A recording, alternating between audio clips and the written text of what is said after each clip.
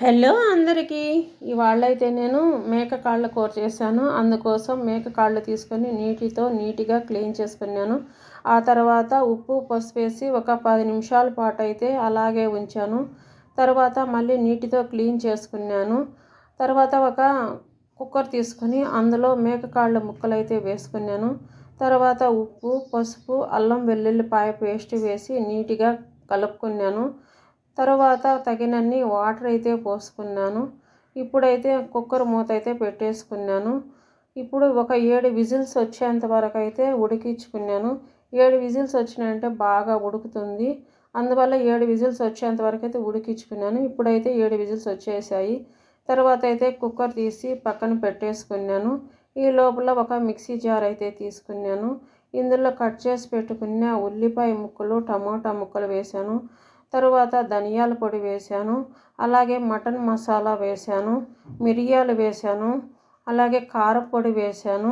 తర్వాత చెక్క యాలక్కాయ లవంగాలు కూడా వేశాను.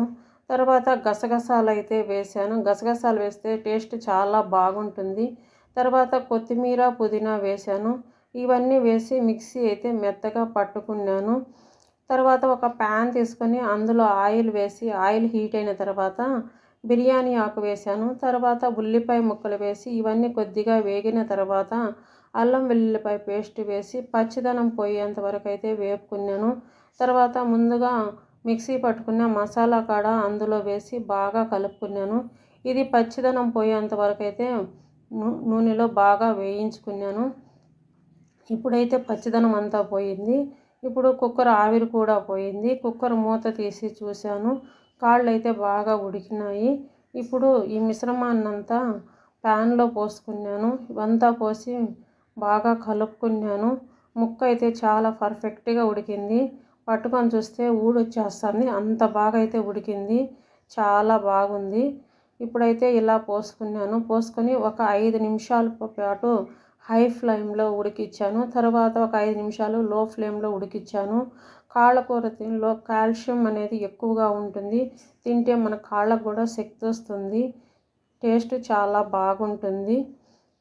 గర్భవతిలో మా వారికి అయితే కాళ్ళకూర అంటే చాలా ఇష్టంగా తింటాడు. నేనైతే అస్సలు తిన్ను. నా వీడియో కనుక మీకు నచ్చినట్టయితే ప్లీజ్ లైక్ చేయండి, షేర్ చేయండి, సబ్స్క్రైబ్ చేయండి. Thank you for watching. ఇప్పుడంతా బాగా ఉడికింది చూడండి. ఎమ్మకు నుండి ఊడొచ్చేసింది. ఇప్పుడైతే కూర అయితే రెడీ అయిపోయింది. ఫైనల్గా కొత్తిమీర అయితే వేసుకున్నాను.